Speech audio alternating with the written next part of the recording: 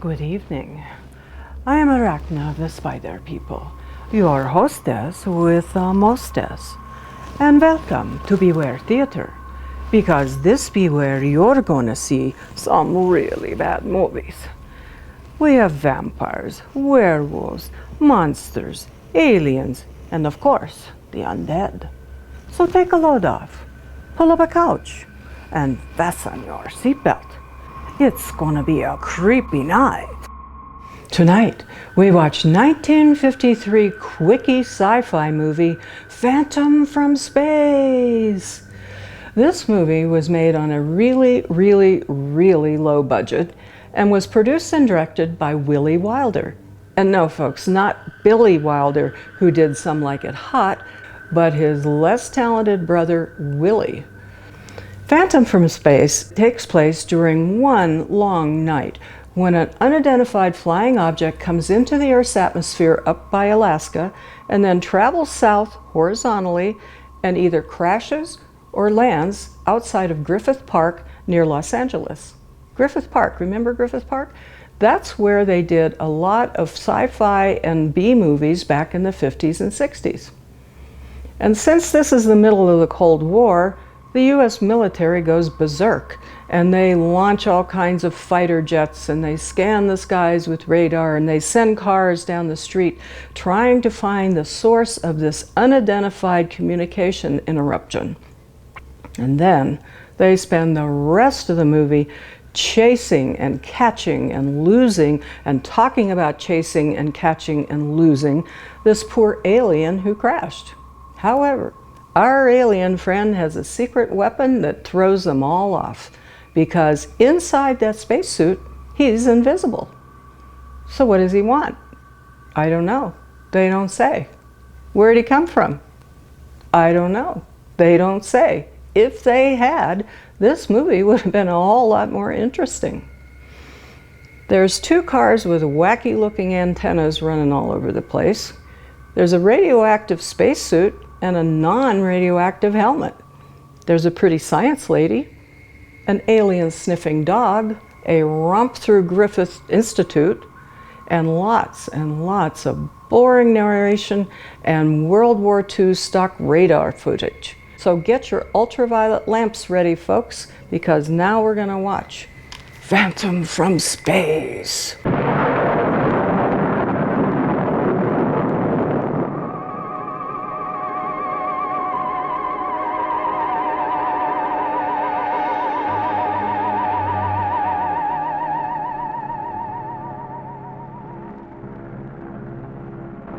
This is Washington, D.C., and in the files of the Central Bureau, there is a story so strange in its implications that it defies ordinary classification. It is the story of a handful of people who, in the course of one desperate night, held back a wave of panic and pandemonium. It began after sundown, time 7:15. As Flight A Coast Patrol from Travis Field was returning to base, when the nightly Air Force transport pointed north toward Japan via the Great Circle route. And from the equator to the Arctic, the radar network swept the skies with eyes that never sleep. Time 7:19. An unidentified object was picked up 200 miles southwest of Point Barrow, Alaska, heading south-southeast, 170 degrees. Height, 75,000 feet.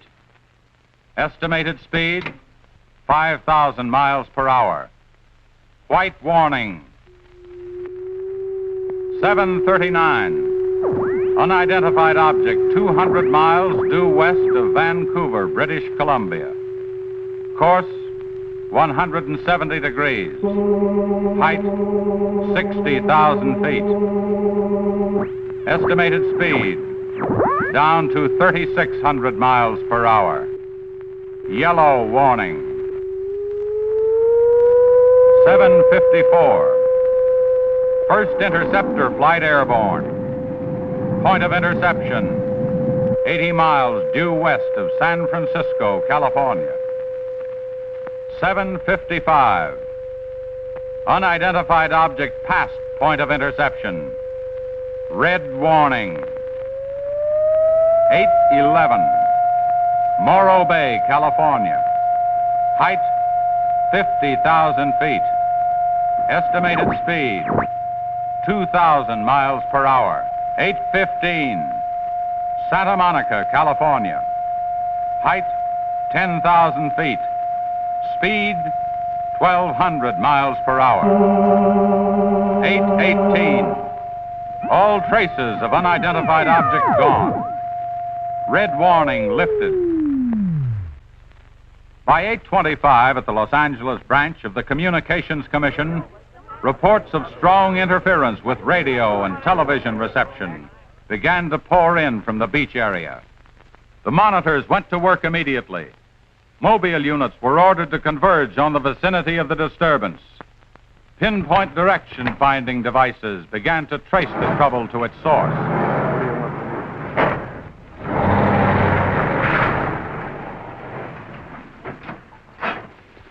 This is Mobile 1, Hazen speaking. We're at Ocean and Beacon Way, interference strength 2, bearing 27 degrees. Over. Mobile 1 from center, roger. Over. This is Mobile 7, roger. Mobile 1, roger. Mobile 7, roger, we're going out. Okay, Charlie, let's get moving.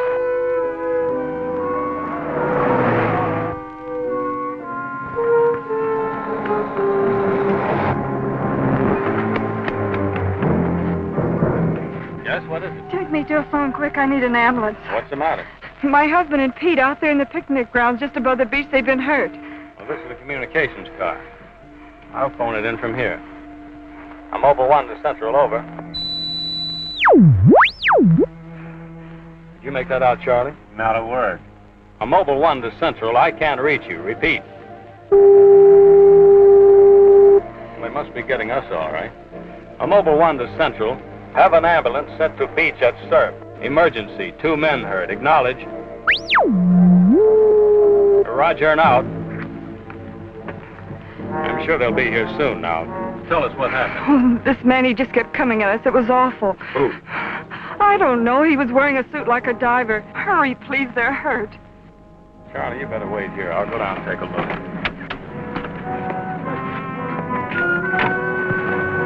The young woman's hysteria became obvious as they reached the picnic grounds at the beach. There was no sign of the mysterious intruder, and little could be done for her husband and their friend until the ambulance arrived.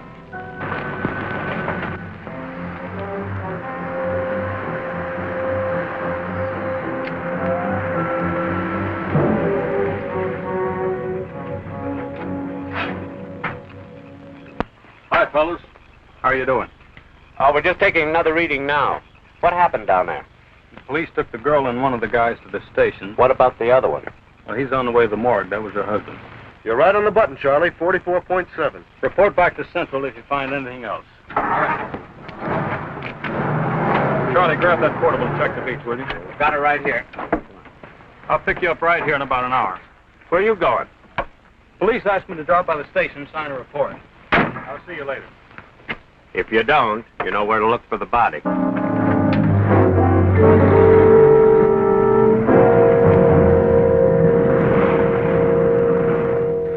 Like I said, we were just starting to eat when we heard something tracking through the sand toward us. I looked up and couldn't see anything. Then Betty screamed. At what? I thought you couldn't see anything. At first we couldn't. Then this guy started toward us. What kind of a guy? How should I know? He was wearing some kind of a helmet over his head. He could have been a deep-sea diver or anything. All right. After you saw this diver, what happened? Well, we jumped up. Ed, that was Betty's husband, yelled at him to stop, but he just kept coming. I never saw anything like it. He didn't say anything. He just kept moving in.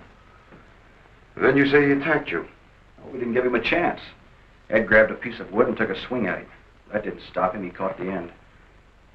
That's all I remember. Just because a man's taking a walk is no reason to slug him. Besides, you don't look like a guy who frightens so easy. How would you feel if somebody with a crazy helmet with pipes sticking out of it came at you in the dark? And look, I know this sounds crazy, but there wasn't any head in that helmet. No head. No head at all. It's the truth. I think you need some coffee. I don't want anything. It's all the same to you, Lieutenant. I've got to pick up one of my men at the beach. Okay, thanks for coming down, Hazen. Hope I didn't put you out. No trouble. So long. You too. All right, let's start at the beginning. How well did you know the dead man? And his wife? Betty and I went to school together. I knew Ed a year. How long were they married? About a year. Wasn't her husband a little older than she? I don't know. But you said you and Mrs. Evans went to school together. And you never discussed anything personal with her? She did mention he was older, yes. How much? 15, 20 years. What difference does that make? That wasn't too hard now, was it? Where do you live? 629 and a half East Palm Court. Why? That's where the Evans live, isn't it? Yeah, I board with them. You do, huh? Now, Mrs. Evans is a good-looking woman. What are you trying to say?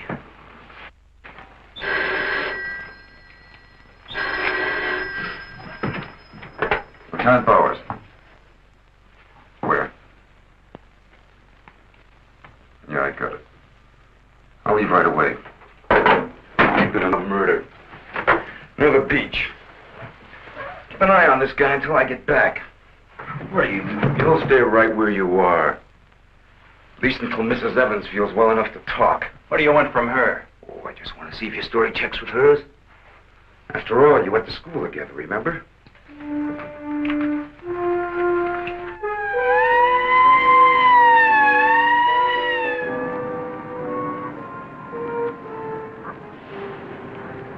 You say there were no witnesses, huh? None yet. Anything missing? I don't think so. The cash register wasn't touched. Get a breakdown of the inventory as soon as you can. What about fingerprints? The boys are working on them now.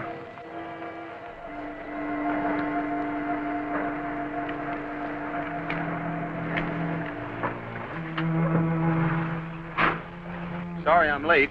What kept you so long? The lieutenant asked me to hang around a while. Well, what's the score? Looks like one of those things. Pretty girl, older husband, young boarder. Kid claims some guy without a head knocked the old man off. You don't say. Anything else? Yeah, he had a diver's outfit with horns. No. He's going to have to do better than that. How are we doing? I took a reading about 10 minutes ago. The radiation is going out with the tide. What about the radio phone? It's working fine again. I just got a call from Central. They said Mobile 7 picked up some new trouble northeast of here. Here we go again. Hop in.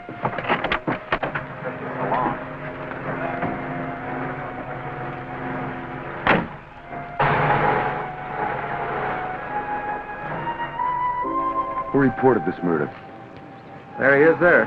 He lives next door. His name's George Nelson. Hey, Mr. Nelson. Yes, sir. Come here, will you?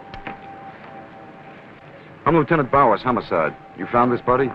That's right. He must have just locked up for the night when this happened. How do you know that? Well, he usually does around this time. What were you doing here? I was sitting home watching the fights on TV, and all of a sudden the thing started acting up. What has that got to do with it? Well, you don't know the set. You know, it wouldn't work at all when I came home to supper. Then all of a sudden it cleared up fine.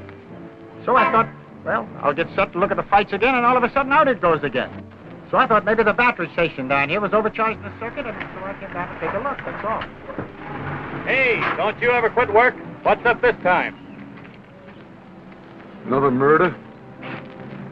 What are you doing here, Hazen? Same as before. Still trying to track down that signal interference. Hey, does that stuff work on TV, too? Well, it has been for hours. What'd I tell you? What's the matter? Seems to set one on the blink. Well, at least we know we're on the right track. How'd you make out with that boarder? You're still sticking to a story. The guy had no head. Well, I'll be seeing you. So long. Right. Watch out.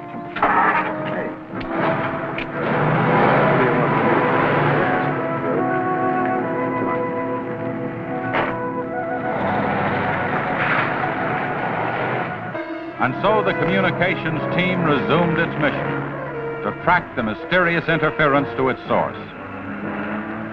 Via accurate readings taken at regular intervals by stationary and mobile units, it was determined that the disturbance was moving in a northeasterly direction. By 10:34, Mobile Center had pinpointed the disturbance at the edge of the Huntington oil fields.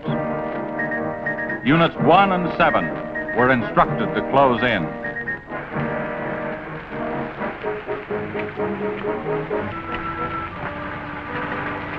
Hey, Charlie, do you see what I see?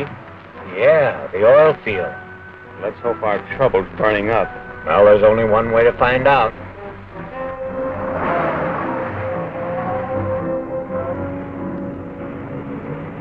Look, Sarge. 2 murders and an explosion in one precinct is big news. Now, come on, you can't pin it all on the young boarder. Or can you? Very funny. Yeah? I'm Hazen of the Communications Commission. Oh, the lieutenant's waiting for you. Thank you. Where's the wheel? You heard the man, Communications Commission.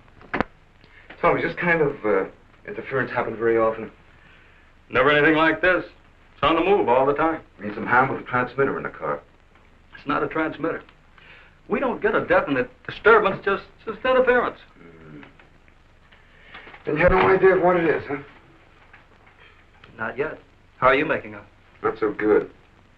You were here when I questioned that boy about the murder at the beach. Did you get anything more out of it? Yeah. Come on with me. You might want to see this.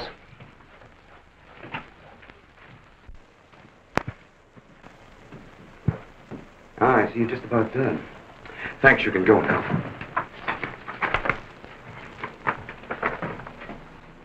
Are you sure this is what the man looks like?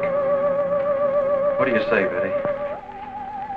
Well, just about, only I think the tubes were a little lower down. And you still insist there was no head inside the helmet? I'm positive there wasn't. What about you? Well, it was dark. I couldn't swear to it. Thanks, that'll be all. You mean we can go now? Yeah, for the time being. Just stick close to home. I may want to see you again tomorrow.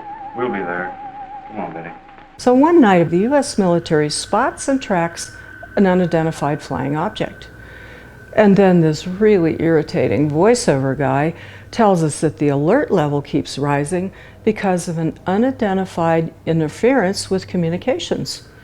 And he can prove it by playing a theremin, showing us World War II stock radar footage, and telling us how high and how fast this UFO is going. Well, that's one way to eat up 6 minutes of a movie. And then the Communications Commission sends out these cars with rotating wacky antennas trying to find the source of the unidentified interruptions. And out of nowhere, this woman flags down one of the cars and says, "A guy in a diver's suit with a big helmet just beat up my husband and a guy I went to school with while we were having a moonlit picnic in the park." Moonlit picnic in the park, 3 people, now her husband's dead. Well, the Communication Commission guy says, let's go down to the station and talk about it. So they get down to the station, and that's when the 2 people say, he didn't have a head. We could not see a face in that helmet. Whoa. And then not long after that, 2 other people are killed with no witnesses and no fingerprints. And then a big explosion happens at the oil field. Well, the communications guy says, I think I'm in over my head, and he gets Lieutenant Bowers from Homicide to come and help with the case. So the first thing Bowers does is he orders a composite sketch. You know, that's when the police get an artist to draw what the perpetrator looked like from the memories of the victims using identifying marks like scars or tattoos or face shape or hair. Unfortunately, in this case, since the guy didn't have a face, the drawing looks like it came out of a coloring book. It's just an outline. I mean, who in the world looks like that? And Deadly, what are you doing? Oh, you're coloring in the alien. Let's see. Oh, very nice. Okay. Well, just remember to stay within the lines.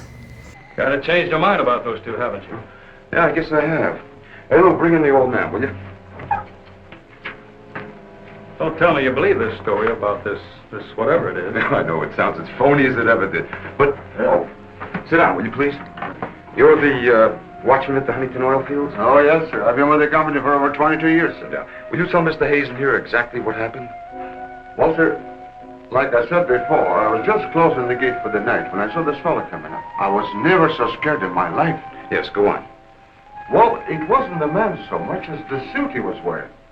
Well, he wouldn't stop when I hollered at him. He just pushed his way right in there through the gate and walked right up to the tank. Now, you carry a gun? Did you try to stop him? Oh, well, he was much too close to the tank. I was afraid to shoot. So I thought I might call for help. And just as I got to the shack, the tank blew up. Oh, you should see the sight. Yeah, sir, can you give us a description of this man? How would you say he was dressed? Well, sir, like I said before, he wore a sort of pliers, not outfit, with a helmet attached to it. How tall was he? Oh, he was a giant of a man. And he had tubes sticking out of that thing, that helmet he wore. Can you tell us what his face looked like? Well, sir, though he got pretty close to me, I could swear the man had no face. Now, if you saw this man again, would you recognize him? I mean by his outfit. Oh, I'll never forget that sight if I live to be 100, sir. Would you say this is the man? Wait, sure, that's him. Thank you very much. You may go now. All right, sir. Thank you. Well, Hazen, what do you say now? Beats me. The descriptions check all right. This could be some kind of flying suit. High altitude equipment. Yeah, that's what I've been thinking. Well, how do you explain that stuff about the missing head? No, we can discount that. These people were frightened. It was night. Nobody really took a close look at it. I guess you're right. But whoever he is, that outfit doesn't look like one of ours. Of course, he could have been dropped by parachute. You mean sabotage? Worth checking. I think we better wire a report to Washington, see what they say. You can use our teletype. I'll tip off the LA police to be on the lookout for something unusual. Hey, wait a minute. What about the press? Oh, I don't think they know too much now. We better keep it that way for a while at least, till we find out whether our friend is still around here. Well, if he is, I think we can find him for you. My hunch is that he's carrying something around that's causing all this disturbance, whether he knows it or not.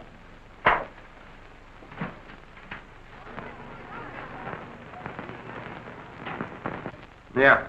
Kill that page 1 lead. They let the boarder and the girl go. How do I know? Maybe the lieutenant thinks that the guy in a flying suit knocked off the husband. Nah. No, not a chance. Not a chance of an exclusive on that picture. They're making a blanket release in the morning.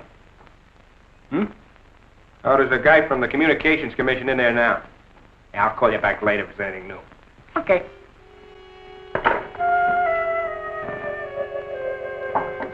Come in. Sorry to interrupt you, Lieutenant. Yeah, what is it, Jim? There's a teletype cam for you. Oh, thanks, Jim. We're waiting for it. That was fast. Well, here's our answer. Looks like they never sleep in Washington. Says to contact a Major Andrews, care of WWII, director of the Griffith Institute. Hey, it's kind of late. Maybe I'll give him a call. While you're at it, I'll go out the car and check in with Central. Okay.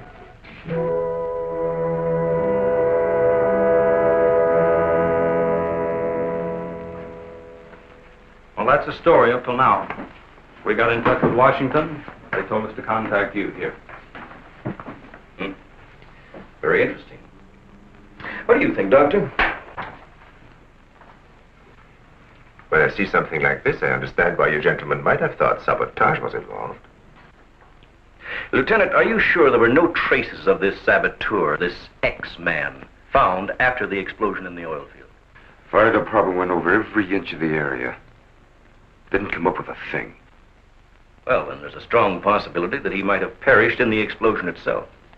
I doubt that. We're pretty well convinced this man is carrying something that's responsible for all the signal interference. According to the last report I got, there was a definite disturbance about 3 miles east of the oil fields, sometime after the explosion. Well, then if he's alive, you should be able to keep an accurate check of his whereabouts. Not that easy. As a matter of fact, we lost contact about 3/4 of an hour ago. Maybe you realized you were trailing him and got rid of whatever he had that was causing the disturbance. In that case, there's nothing much my department can do to help you. I guess it's up to us. Unless you have some suggestions. Well, let me think out loud for a minute. It might just be that what we've been talking about so far, and this phantom, as we'll call him, ties in with what the doctor and I have been discussing. That is very possible. I don't know whether you know it or not, but somewhere around 7:30 this evening, Our radar networks picked up an unidentified object off Point Barrow, Alaska. They traced it clear down to Santa Monica before they lost it. Santa Monica. That's where we first picked up our radio interference. Yeah, right at the scene of the murder. Well, then, if all these things tally up, we've got some idea of how our man got here. You mean that he came in some plane? In that case, somebody would have seen it land and take off again. Or did it crash? No. No, we don't think it was a plane. No rocket or jet that has been built so far can attain the speeds of 5,000 miles an hour, particularly for such a great distance. And maybe we're on the wrong track altogether. Couldn't your unidentified object have been a meteor? They travel at a terrific speed. Yes, fast enough for most of them to burn themselves out the moment they hit the Earth's atmosphere. And did it occur to you that meteors are not very likely to travel horizontally, all the way from the North Pole to California?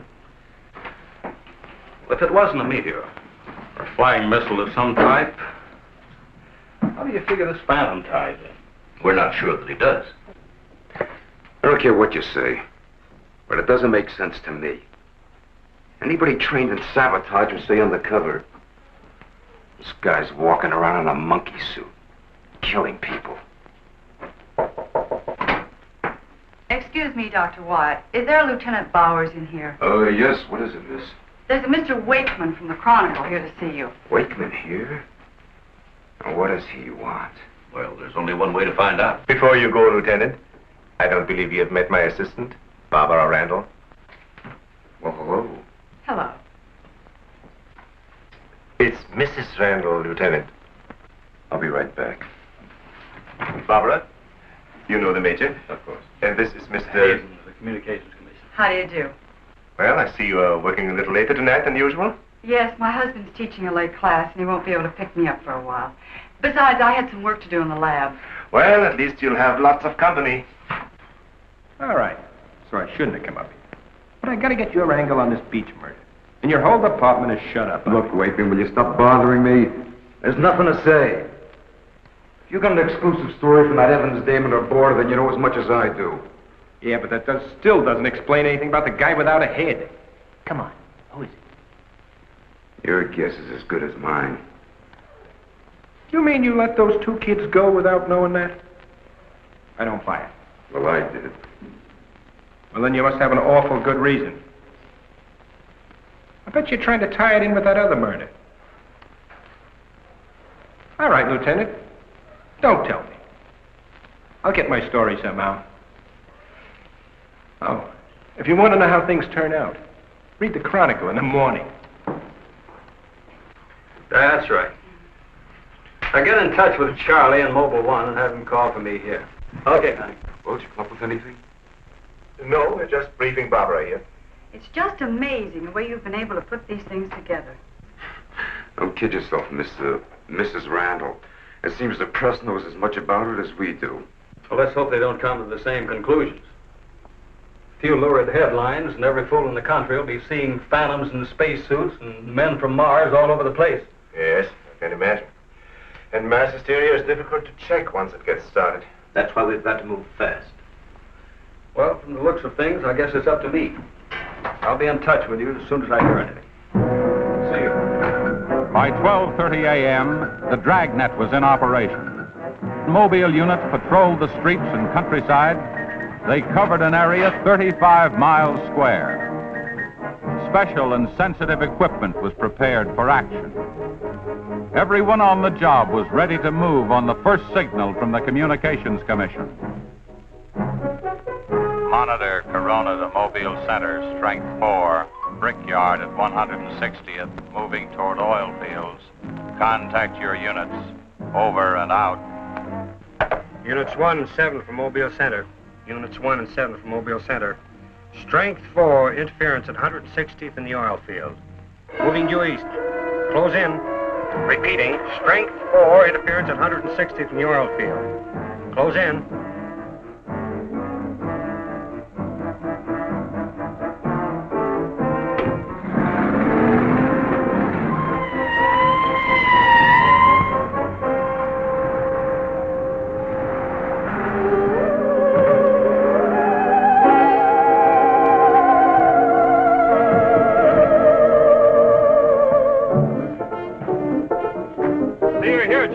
just got here, trying to set this up.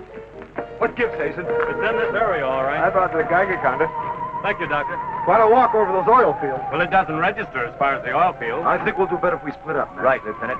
You two go that way. Lieutenant, out here. Vince? Joe, you follow him. Come on, Doctor. And you? Oh, forget it.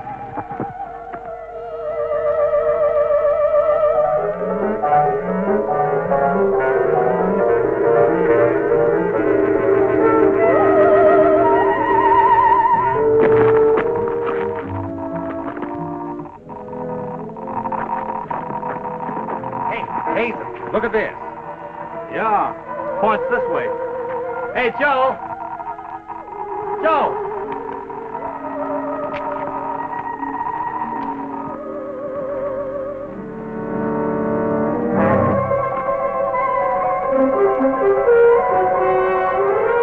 Hazen! Hey, Hazen! 603! Going strong. That's it, Doctor.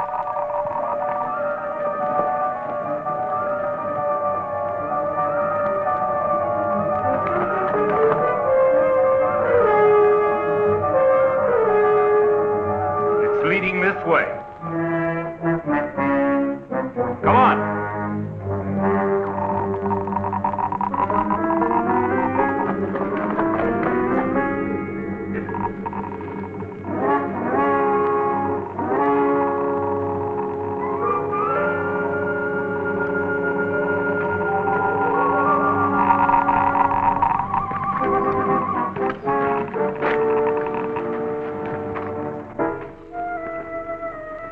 It's this way. Come on.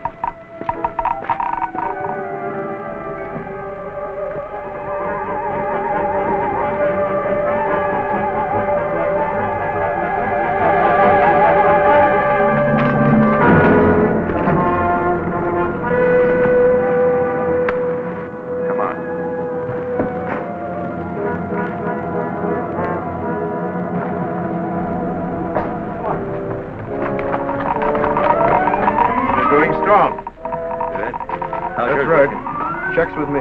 Sure does. He's here. We saw him. There he goes. Come on!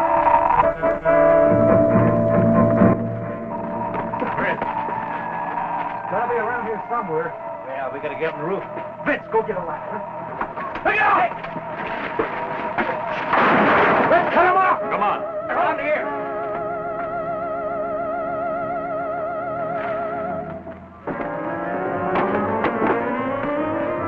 Anybody see him? There he is.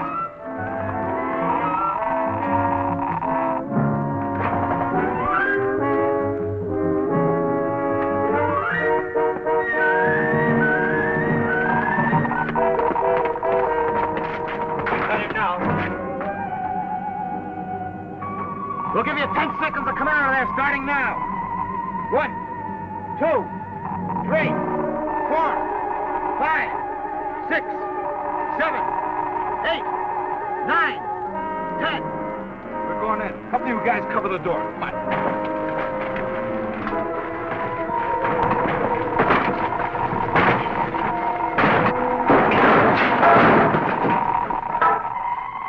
There's nobody in here. Possible. We saw him come in. Maybe he went out of the window. We won't get very far. Don't touch anything till we check for fingerprints. Oh, Doctor, over here. He left his suit and his helmet. Hey, let's spread that thing out so I can get a good shot of it. Keep away, you fool. What's the matter? For your information, that's a Geiger counter, and it says hands off. I think you'd better wait outside. I just have a job to do. So do we. And I'm afraid ours will have to come first. Now, there's no radiation from the helmet. But look at this. So that's what's been causing all the trouble. Charlie, you know where we can dig up a lead-lined box in a hurry? Well, Mobile 7 should have one. They're right outside. I'll take a look. Hurry it up, will you? Unbelievable. Now, we all thought that this phantom might be carrying some device which was causing all the signal interference. But to learn that it's due to the very clothes on his body. That's not the only thing that bothers me. Did any of you get a good look at his face? Not me. He's too far away. Well, I did. Unless I'm mistaken, that helmet was empty. Hey, where am I going to put this stuff? Oh, put it in Dr. Wyatt's station. Yeah, we take it back to the Institute. Right. Find out anything? No. No, that's all right. You can handle that.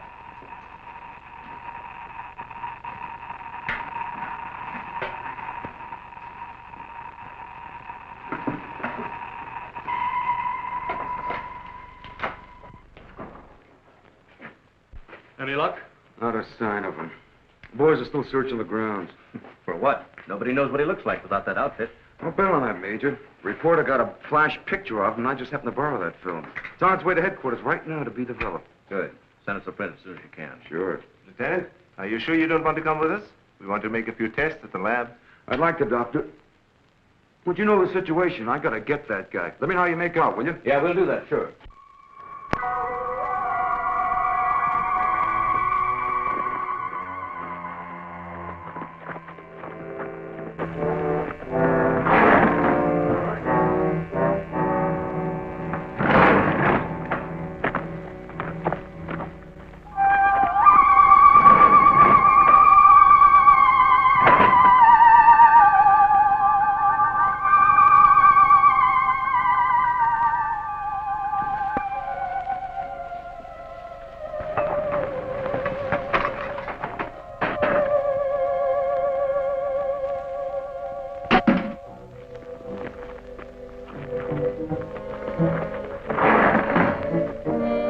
So our alien friend is frightening and killing people who get in his way.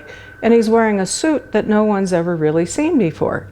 I mean, at first they think it's a deep sea diver suit, and then they think it's a high altitude flight suit, and then Washington gets involved. And you know what that means?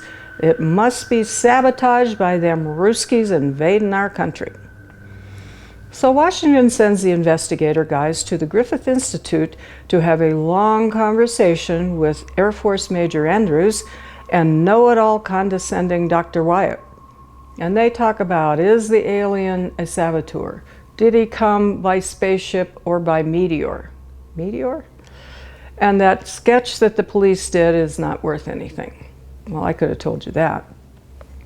But in order to stay awake, Lieutenant Bowers, I think, puts his feet up on a coffee table, and we can see his hairy legs and his short socks, and he chain smokes a bunch of cigarettes. Until Dr. Wyatt's attractive assistant comes in a really tight, low-cut lab coat. So Bowers jumps up and he puts the make on her right away until Dr. Wyatt says she's married, as if that's going to make a difference to him. And then they hear that the alien has gone back to the oil field. So in typical Keystone Cop style, they grab a Geiger counter and they chase him all over the facility and up and down stairs and around pallets, casting long shadows on the wall. Wait a minute, long shadows. This is supposed to be at night. Maybe the moon was really bright and was really low in the horizon? Good thing a goofy reporter was following this story, wanting to get a scoop, because he seems like the only one capable of getting to the truth. I mean, he took a flash picture of the alien. That's got to be better than the cartoon drawing. And then, for some unknown reason, the alien ducks into a tin shed, takes his helmet and his suit off, folds the suit, puts it on the table, and backs up against this crossbuck door.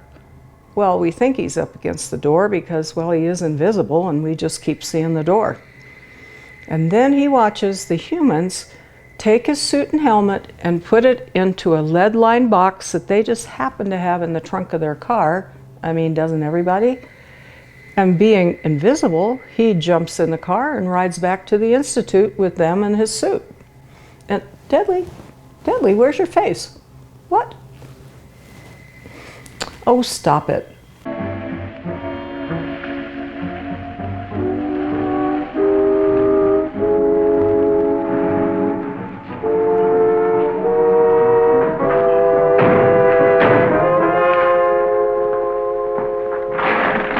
evening, Doctor. We were just on our way home and we saw you drive in. Good evening, Barbara. Hello, Bill. I see we got here just in time. Anything new? Lots of excitement, but that's all. Major, you know Barbara's husband? Oh, of course. How are you? How are you? Hey, it's a nice-looking dog you've got there. What's his name? His name? Venus. Say, Bill, I hate to ask this, but Something important has come up, and I wonder, can we borrow Barbara for about an hour or so? I suppose so. Of course. Darling, why don't you go and do the shopping? Here's the list. The market's open all evening. I may as well. See you later, darling. I'll take the dog and tie her up. Thank you, Bill. Good night. Good night. I'll give you a hand with it. Oh, thanks, Doc. Easy now. Look out for your fingers.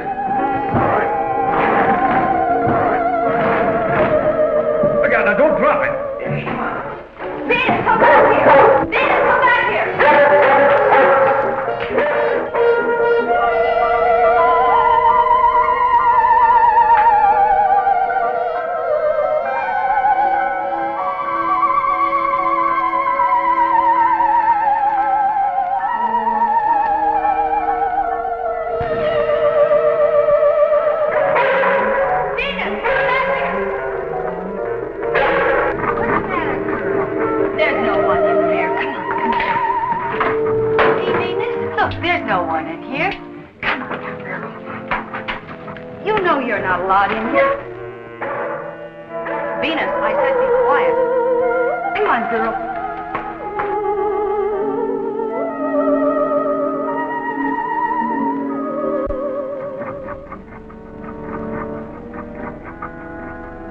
Now you stay right here, Venus, and I don't want to hear one sound out of you.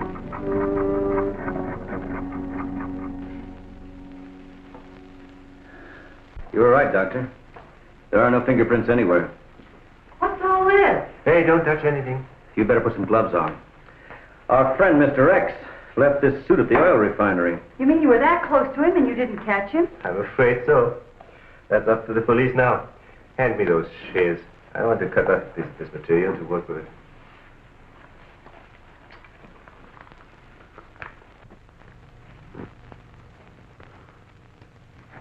Say, you better have those sharpened. But I just bought them. Well, Here, try this knife.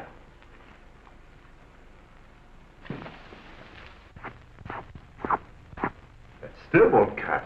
Let me try.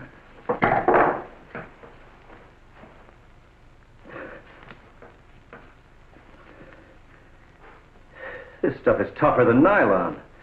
Why don't I try it over a Bunsen burner?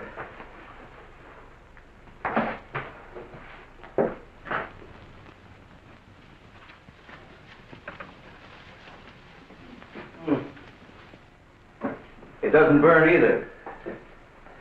Let's take a look at it under the microscope. Look, it's magnetic. Magnetic? Here, radioactive. And apparently indestructible. Thank you.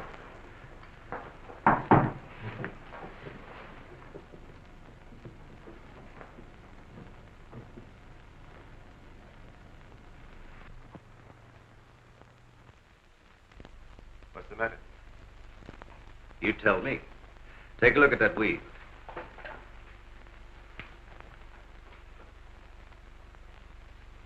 What weed? There is none. This material is one solid mass. May I see it?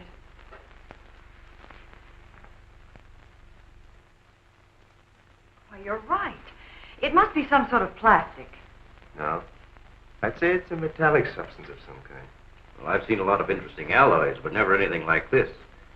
Let's try an acid test. All right. Go ahead. Careful now. We'll only take a drop or two. It repels acid like a raincoat repels water. Why, there's no reaction. Well, Major, this looks as though we were going to be here for a long time.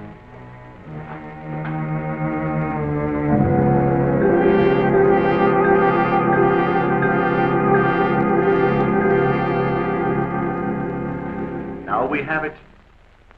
The helmet is not radioactive. The suit is. There is no doubt. This spacesuit is conditioned to function above 63,000 feet, where human blood would boil, resulting in the body expanding to twice its size. And death, of course. I know. And it must withstand pressure and counterpressure. Also, it must be so supercharged it can function in thin atmosphere. Now, let's see what it is that is left in this breathing apparatus. Well, how are you doing? The gas from the helmet tank breaks down to 11% methane. Ordinary marsh gas? What's the rest of the formula? Oh, that's where I'm stuck. I can't figure it out. It just doesn't respond to any of the usual tests. Well, how could anyone exist on that combination of gases? You and I couldn't. But apparently someone can. Doctor, are you trying to say that our X-Man doesn't breathe oxygen and hasn't the metabolism of a normal human? I really don't know. From what we've seen, he has some physical characteristics which make him appear human. But added to them is this fabulous radioactivity that none of us could stand. I am puzzled.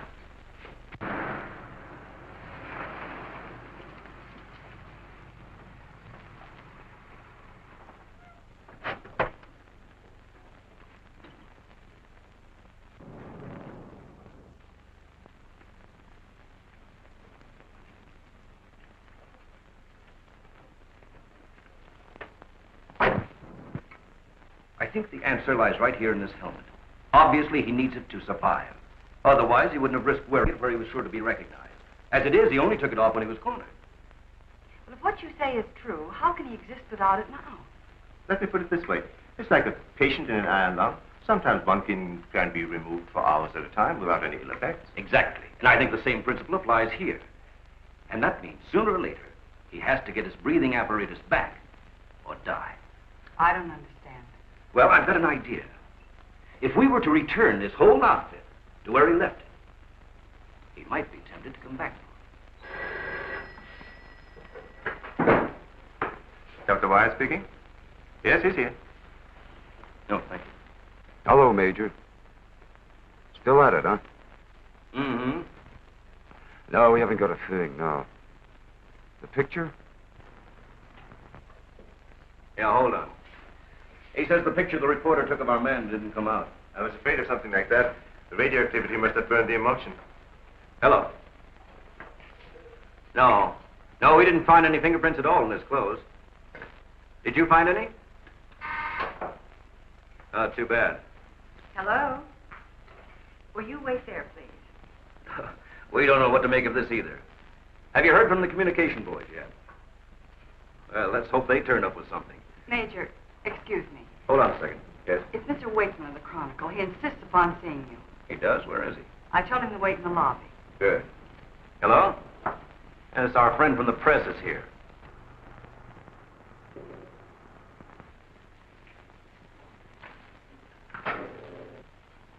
Don't worry, I wouldn't dare let anyone in on anything. At least not till we get something concrete. Right. All right, I'll see you later. Well, I guess I'd better see this newspaper man. Want to come along, Doctor? I think I will.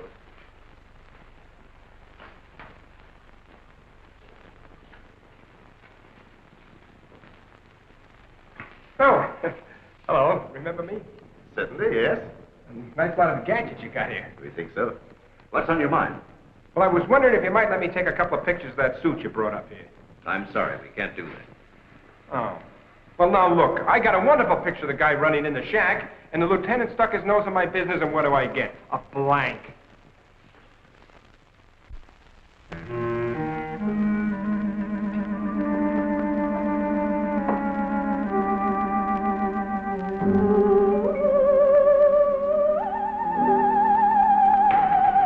Is that you, Doctor?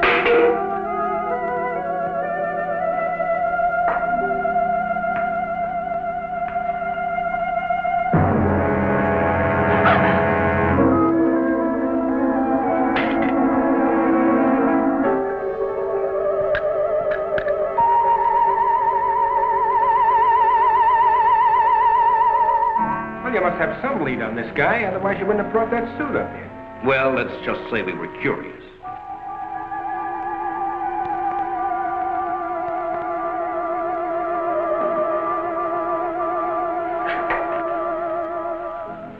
Hello, Bill. My breakfast soon? Isn't Barbara through? I don't know. If she's still in the lab, why don't you go up and see? Thanks, I will.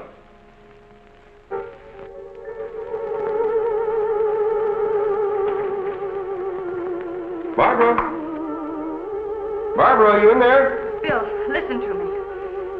I'm not alone. Someone is in here with me. I can't see him. He locked the door and has the key. I'll break the door down. No, Bill, don't, please. You better get help. You mean I've come all the way up here for nothing? I'm afraid so. Good night. Yes. Good night, Mr. Wakeman. Good night.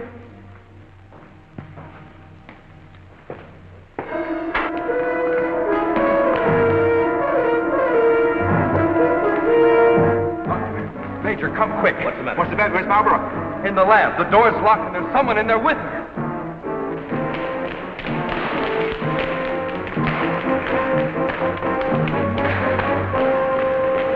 I thought you said the door was locked. It was. She's gone. Oh, cover the main entrance. That's the only way anybody could leave. I will. Well, in that case, we would have seen her on our way up. Well, then she must still be in the building. We'd better split up. I'll take the roof.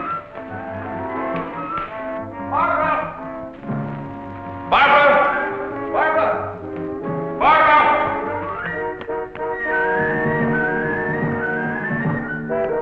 Barbara! Barbara! Where are you? Barbara!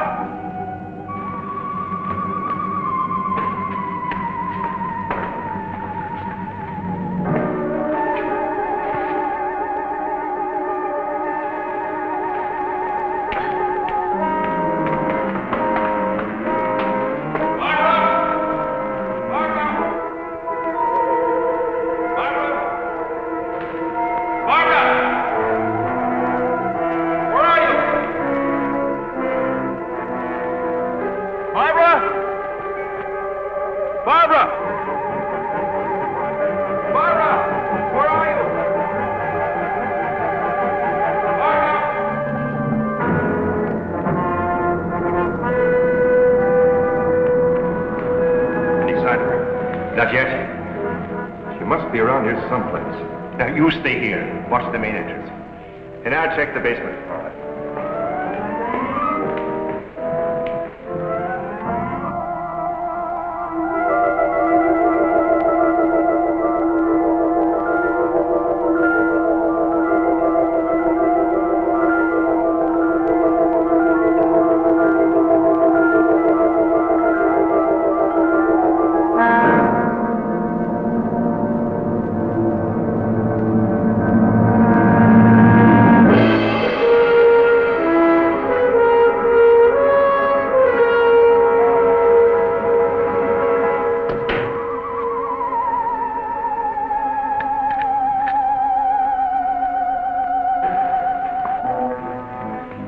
She's not up there. Where's the doctor? He went down to the basement. Here he comes. You didn't find her? No. I'd better call the police. But there's no telling what could happen to her in the meantime. No, take it easy. We're doing the best we can. But she said she was locked in, and she couldn't see who did it. Can you explain that? No. Not yet.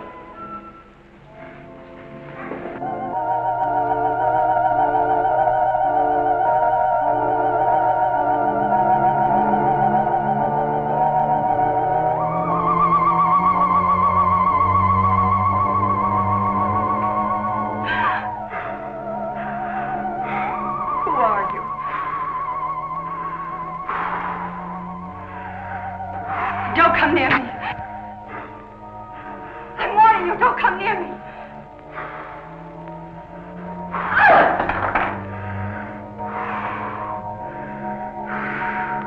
Don't!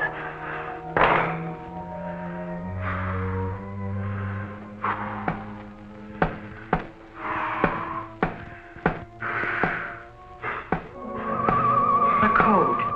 I don't understand. You're trying to tell me you need it to breathe, and there isn't much left in the tank. 1, 1, 2, 1, 1, 2, 3.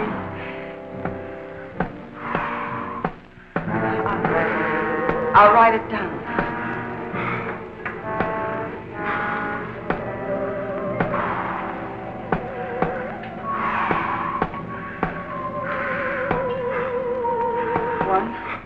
One, two, 1, 1, 2, 3.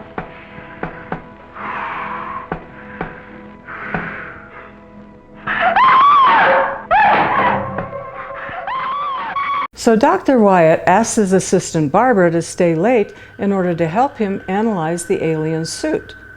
Well, Barbara had a list and she was going to go shopping, but she jumps at the chance to do scientific work because, well, she's a professional woman and she doesn't have time to do all that menial stuff that women did back in the 50s.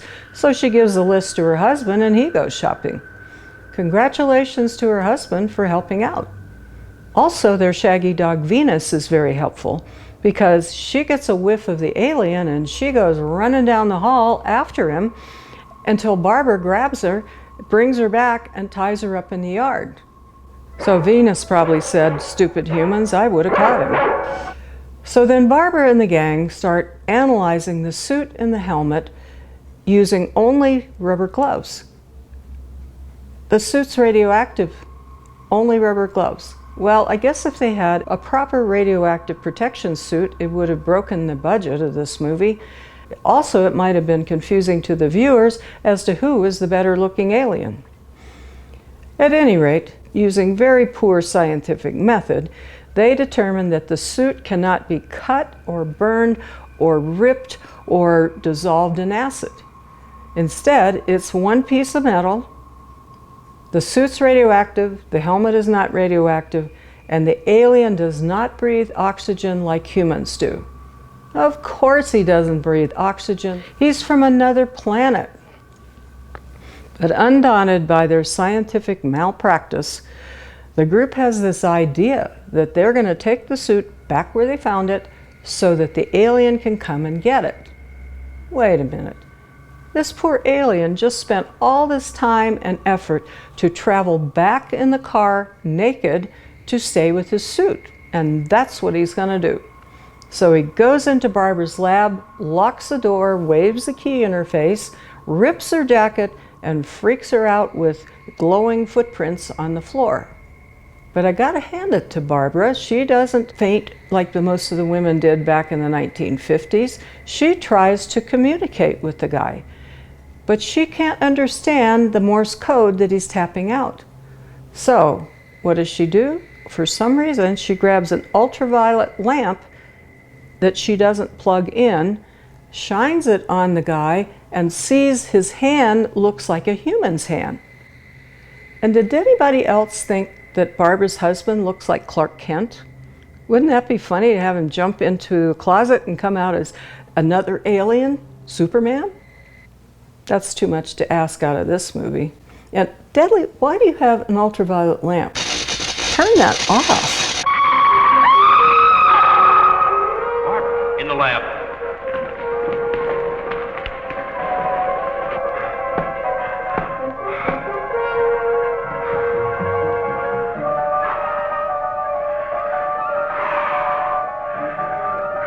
No, please don't.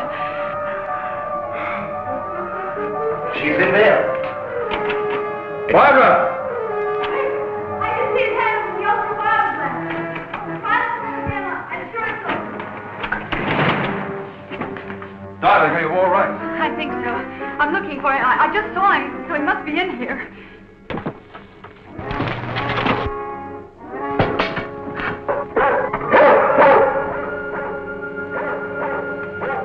Steady feet to the ground. He would be killed. I'd better go.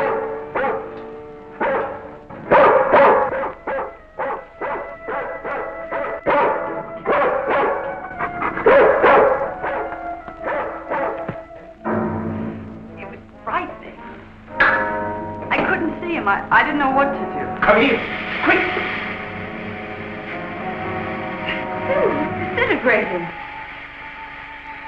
This is amazing.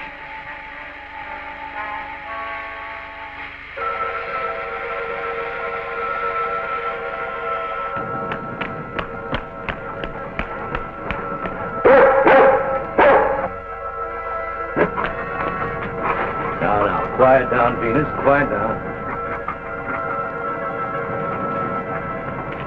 Down.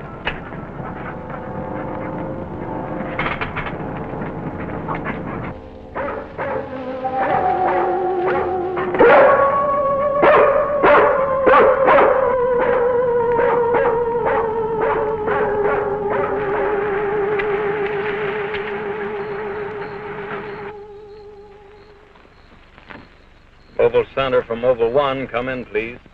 This is Mobile Center. Go ahead. Get hold of Major Andrews or Dr. Wyatt at the Institute. I want to talk to either one of them. I will do. Stand by, Mobile 1. Dr. Wyatt speaking. Oh, yes, Mr. Hazen. Yes, we're still at it. Lots and lots of excitement, but nothing definite yet. Have you anything to say? The trouble seems to be just about gone. We get a flash in the direction of the observatory once in a while, but I figure that's because of the outfit you're testing. Yes. Lieutenant Bowers ought to be here any minute. Of course. How long will it take you to get up here? Good. See you then.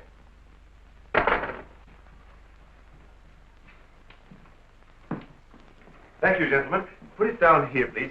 Barbara, bring that cord in over there. Now you're going to see. I have to resort to ultraviolet light in order to show you what little there is left of the spacesuit.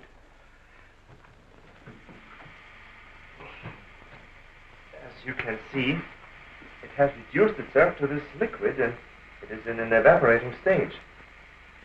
The helmet is in the lab and still intact.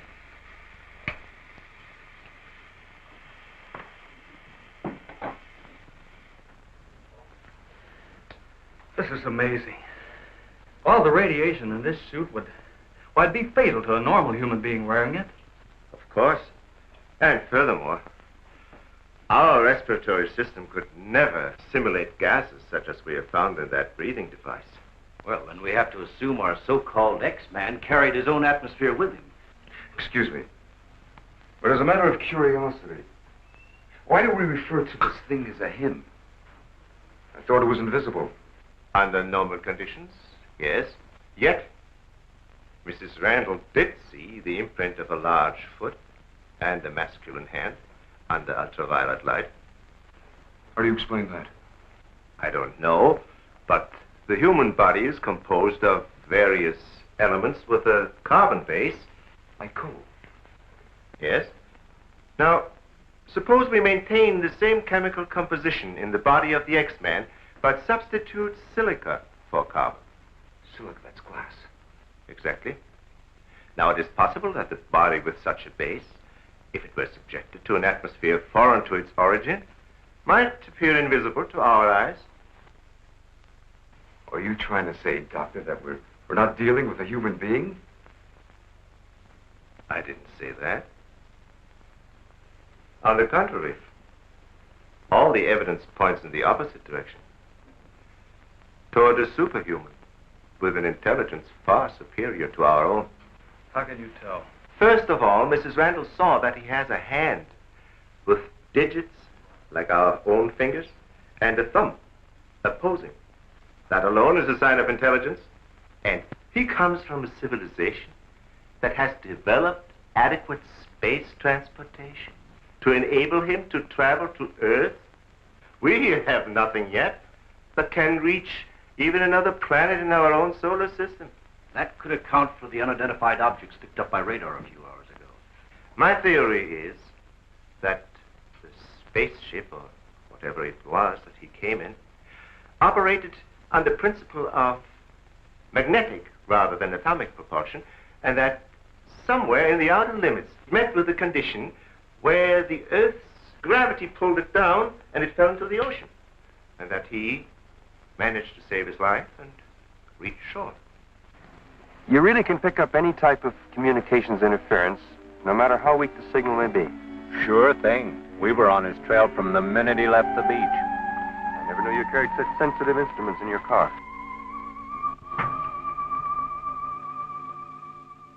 What you told us is very interesting, Doctor. But I've got to make an official report to headquarters. Are you willing to be quoted that the criminal we're after is a creature from another world?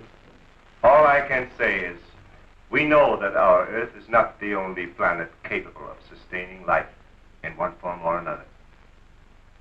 You can quote that. All I've got to go by is some footprints in a hand. That isn't much. No fingerprints, no description, no nothing. And we're after a killer. Has it occurred to you that our X-Man has no apparent motivation for his acts? and might therefore not be an intentional criminal at all. You have a point there. Hey, wait a minute. Come to think of it, the young boarder we suspected, he did say that the girl's husband threw the first punch. So? So that could have been enough to provoke the strange creature. And the same could have happened at the second murder. Sure. What about the fire in the oil fields? Evidently, our man sensed the presence of some gases, which he thought might be utilized in his breathing apparatus. Yeah, that could account for his presence at the oil refineries, where something went wrong, causing the explosion. Too bad he got wise to us and took off his uniform, or we'd have been able to catch up with him by now.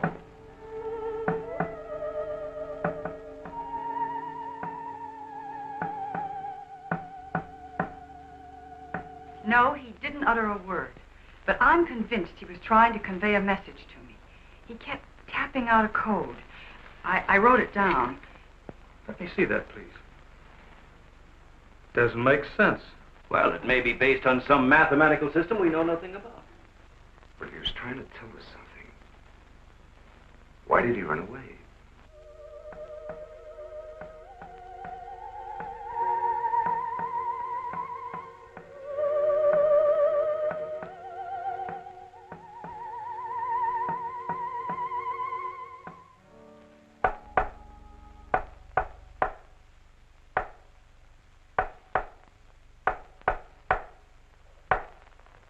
What do you think of that? Hell, Hazen must be crazy sending out stuff like that. I guess so. Why don't you try and get a hold of him? Yeah. Mobile 1 from Mobile Center. Come in, please.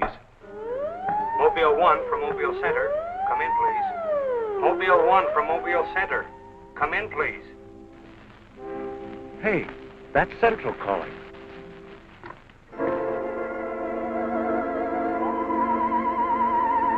You better stay here by the car. I'll go tell Hazen. Yes, Colonel Powell. Of course, I'll mail you a complete report first thing in the morning. Yes, sir, thank you. Oh, and I'm awfully sorry to disturb you so late at night. Right, good night, sir.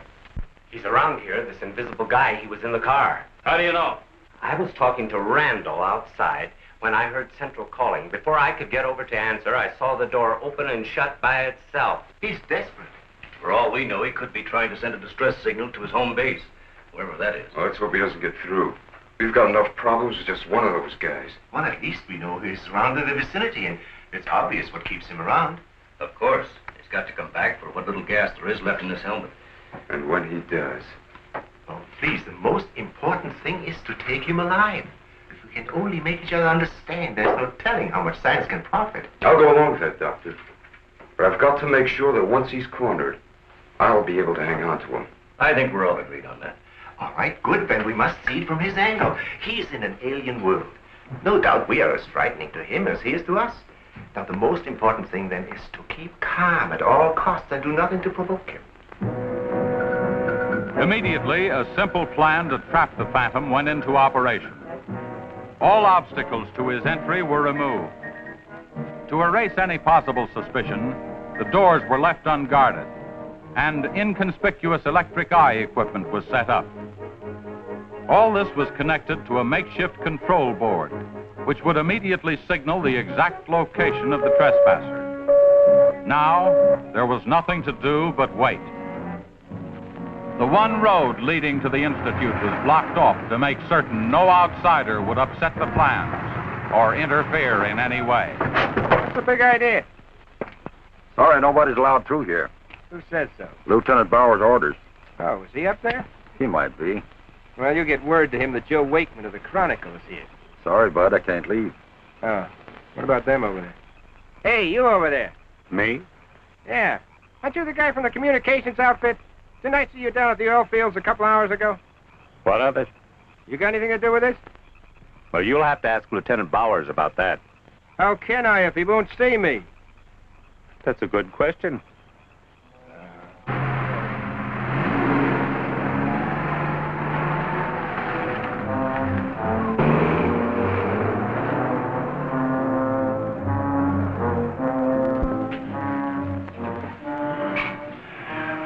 Well, it's 3:45. Sure taking his time. Time's cheap. Yeah, well, how long can you sit on the edge of your chair like this? Oh, dear, if we have to. Well, we hope this mechanism works. It will, unless he flies in between the wires. I wouldn't take any bets that he can't.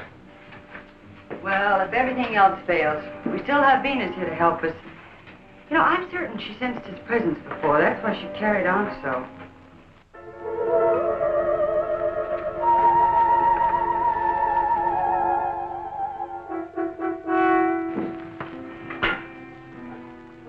What's the matter, Lieutenant? Is this thing getting you? Oh, no. I'm just thinking about public reaction to all this. I'd give something to the press by morning.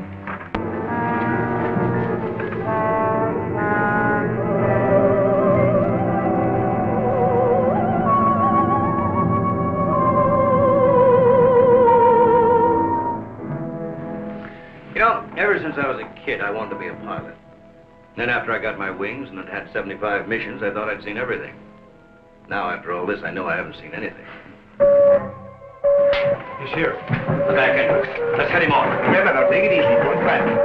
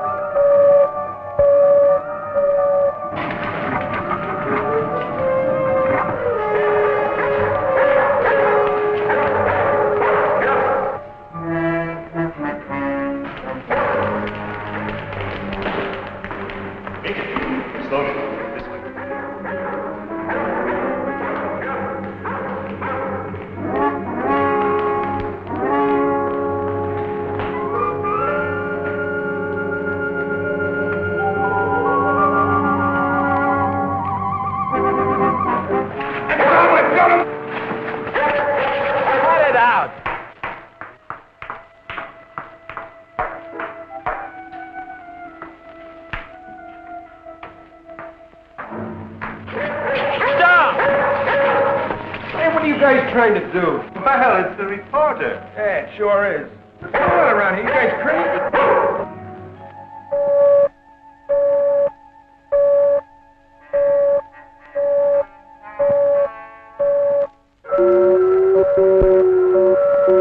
How'd you get in here? Oh, that don't make any difference. Come on, what's up? What's going on?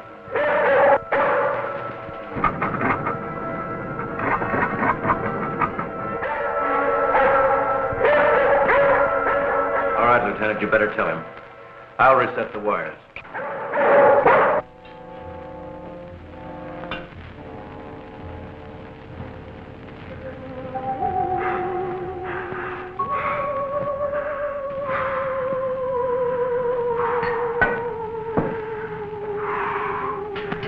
Don't be afraid. We want you to live. Don't you understand? Can't you speak? Can't you say something, anything, in any language?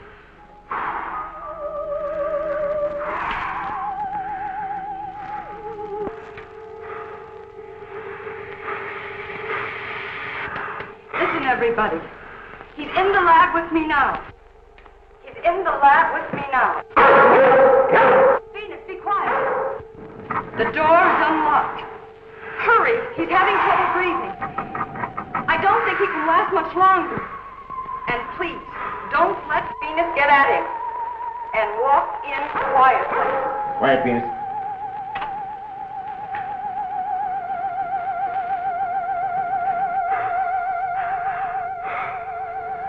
It's unbelievable.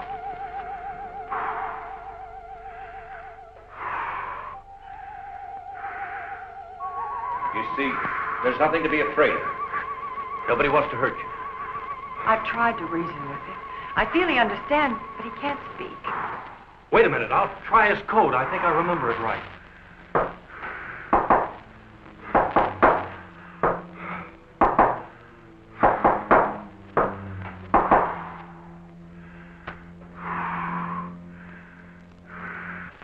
Better plug in the ultraviolet light.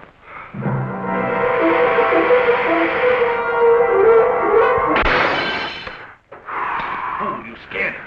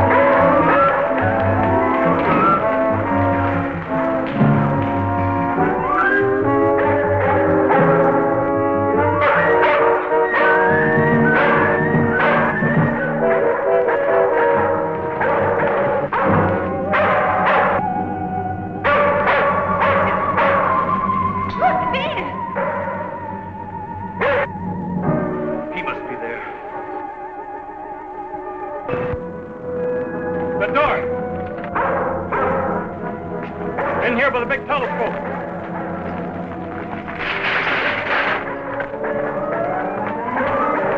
The wrong sense of something. Quiet, Venus. Well, if he's in here, he'll never get out now. No, Miss Cause. This is what I've been waiting for. Please, Lieutenant. This is our last chance. We have to take him alive. Plug in the lamps. There's an outlet here.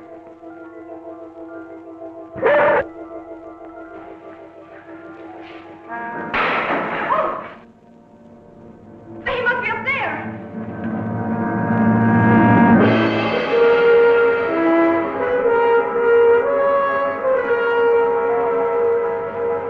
His whole body's gone. If I hadn't seen this with my own eyes. What do we do now? Stand back.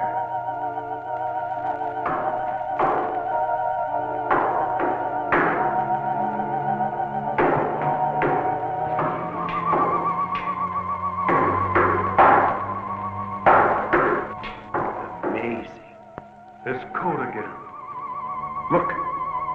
He's trying to speak, but no sound is coming out of his mouth.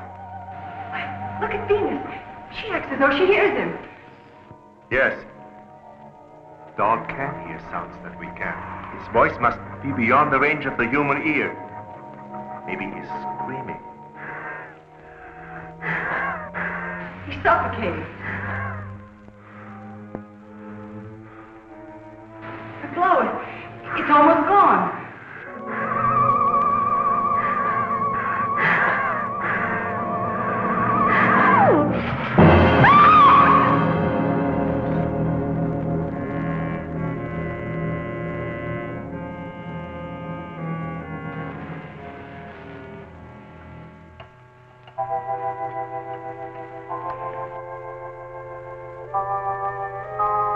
We won't need these lights anymore. In death, he has become visible as a normal body.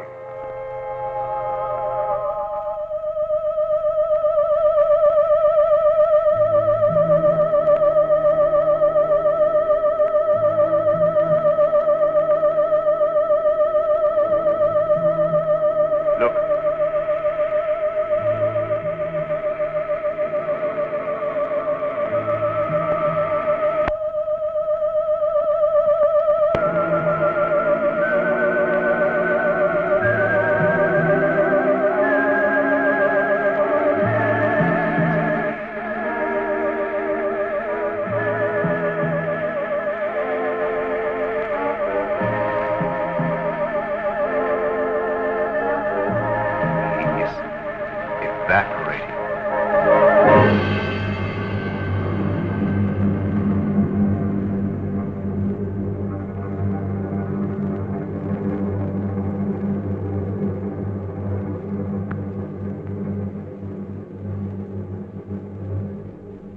So he came here, wherever from, and right before our eyes, his body went through the final phases of life.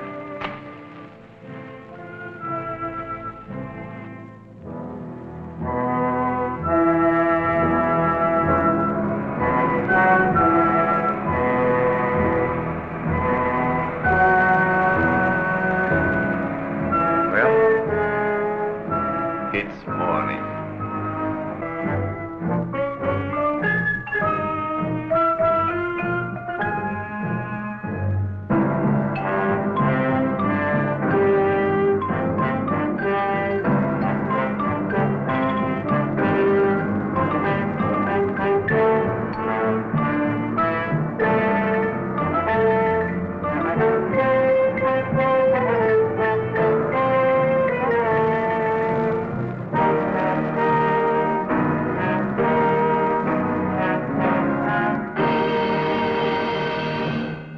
So there you have it, another monochromatic movie marvel, and really stupid. This movie teach me that this movie could have been a whole lot better if it was about the alien instead of the humans that chased him around for 45 minutes.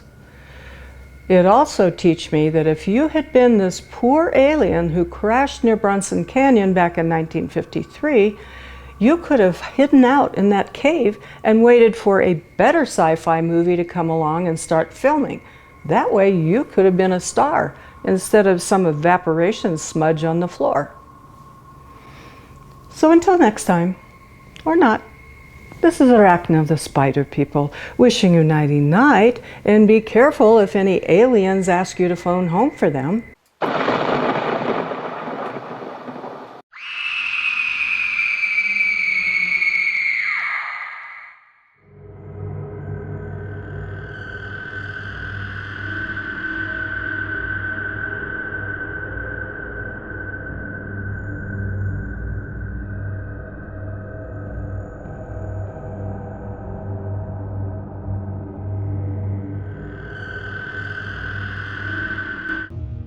Oh, Deadly, I'm so excited to be going to the Griffith Observatory. I've never been there before.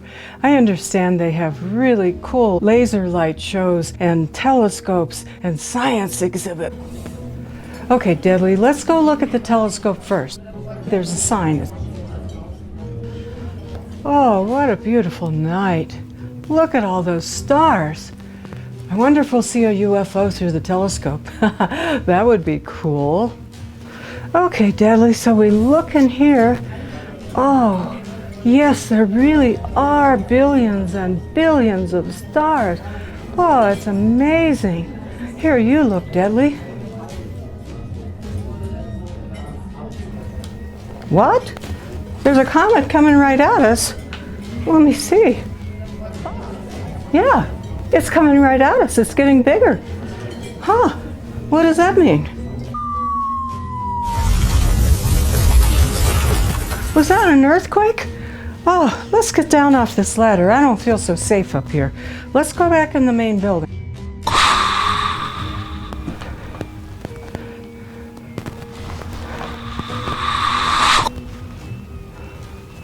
I guess we should have charged up at that last planet, but you thought you could get home. Okay. This looks like an official building.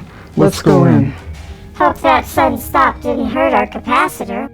Let's ask for directions. I don't need to ask directions. I have a map. Our communicators are not working on this planet. Hope we can find a charger. Well, it doesn't look like an earthquake happened down here. But look at that sign. It says there's an alien costume party tonight. Oh, I wish we'd known. We could have dressed up. What is this place? And look at those guys all dressed up as aliens. They look really authentic. I wonder what planet all these folks are from. They don't look familiar. Don't forget our mission is to seek out new life and new civilizations. Oh, stop with the boldly go speech. These beings could be hostile. Set your phasers to stun. You never know.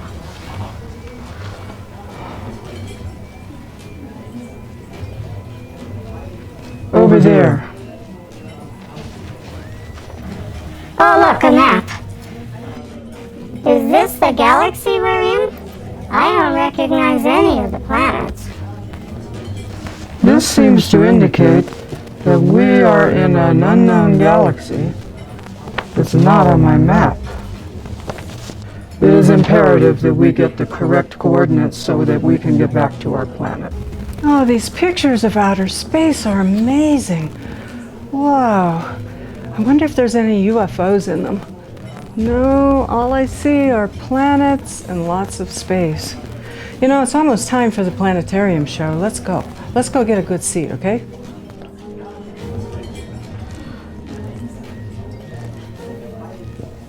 These beings seem to be going in there. We need to follow them.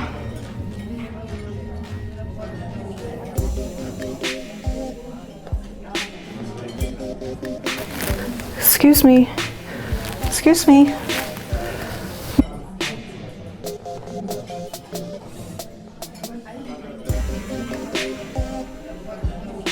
Wow, this is beautiful. Oh, Deadly, what are you doing with popcorn? You can't have food in here. Look at the sign. And hey, you, leave Deadly alone. You cannot have food in here. See the sign? Well, take it outside now. Well, at least it wasn't you that was thrown out. All right, let's just watch the show, okay? No more food. You know, we've been watching all these old sci-fi movies all the time, and it never looks as pretty as this. Of course, they're all in black and white, and they're really stupid. There's no signal in here either. What kind of a backward planet is this? Shh! Stop talking, you're spoiling the show. What did you say? You understand us. We need to charge our capacitor Deadly. with a high voltage low amp charger. Do you have one around here? Deadly, be quiet. Take us to it. What's going on here? Shh! Please be quiet, or I will have to escort you out like the last guy. Be quiet. Come back here. Deadly, he's gonna get electrocuted. This is primitive, but it could work. Hand me the capacitor.